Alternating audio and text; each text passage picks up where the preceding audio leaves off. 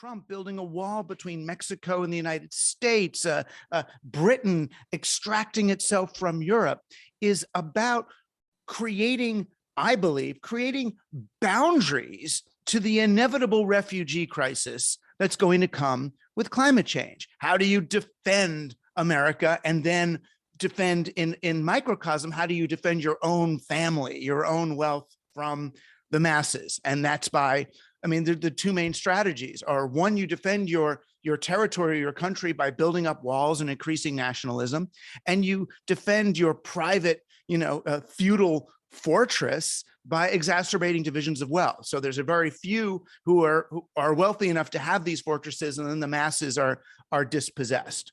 Our mutual love for that which gives life and offers life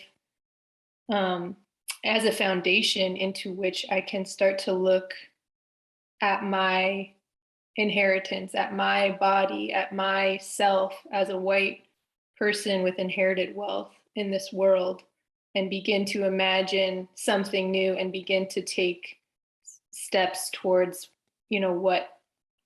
what freedom looks like for everybody, and not just for those who have been born into positions of power and privilege. I would place my bets on solidarity with the masses rather than getting a seat on Jeff Bezos' Blue Origin.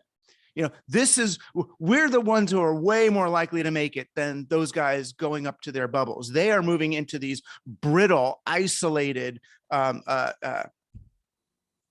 doomed cocoons.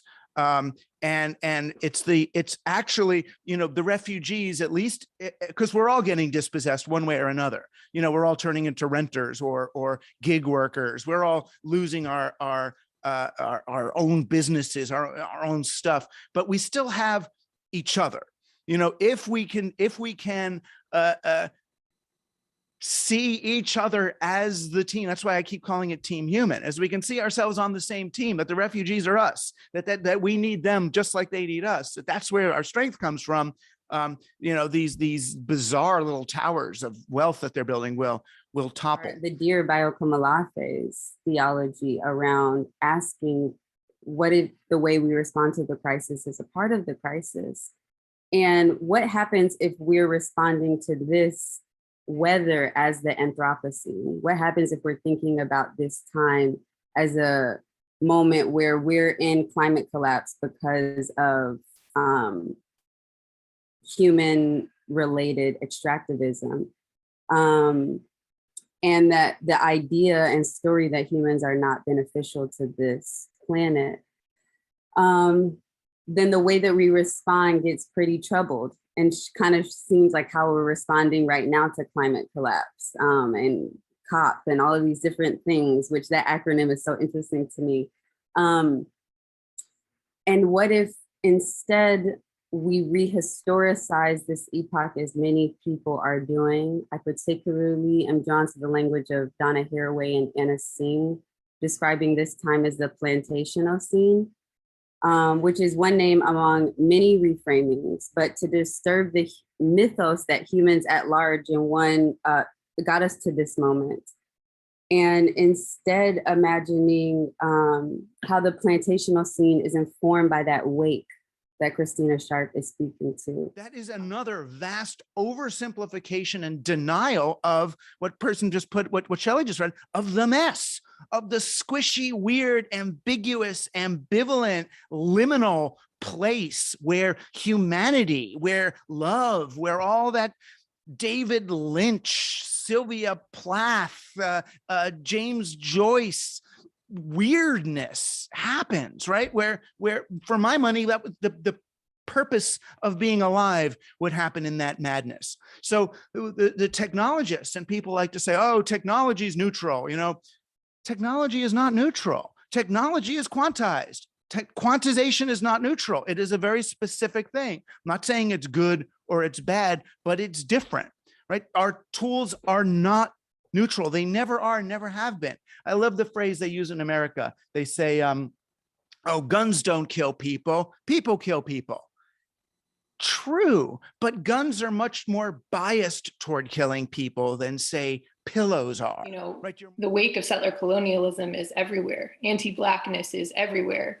The colonial project has reverberated, and none of us have escaped. Everything has its remnants, and as you said, we're all haunted. And that history is alive in our bodies. The Native Americans, they actually had a word. They couldn't believe that human beings would come to a place like America and just clear cut the forests and enslave the people and do this stuff for no logical reason, just to be that extractive and wasteful and cannibalistic. And they decided that white people were infected with a disease, right? They gave us the credit. They couldn't believe that we were intrinsically that awful. So they said we had a disease they called Wetico, which is a kind of a spiritual disease that leads people, to need to consume so much. So what we've done now, though, is we've turned kind of that Wetico as white Westerners, we turned it on ourselves with surveillance and extraction. We are now colonizing ourselves with technology. There's so much that's happened with the loss of rite of passage and ceremonial ways to mark having experienced harm and having harmed one another. And so I just feel the bigness, and I also feel the ways we can meet that bigness where that, the fractal of it can become small, and the healing can ripple through intimacy and through love and through friendship, and through actually like knowing people, like really, really working with people and really knowing land and letting land know us. We have apps that help people get over the physical and psychological effects of other apps, right? Oh, these apps, my phone is so bad. Oh, don't worry. There's an app. There's an app to help you sit. I know it's hard to sit, and I'm sure these are great training for some people, but the idea that the way out of bad technology is more technology, no. I don't think we should get algorithms to fix the algorithms to fix the algorithms. The real answer is more simple. It's just to be, it's to be more human.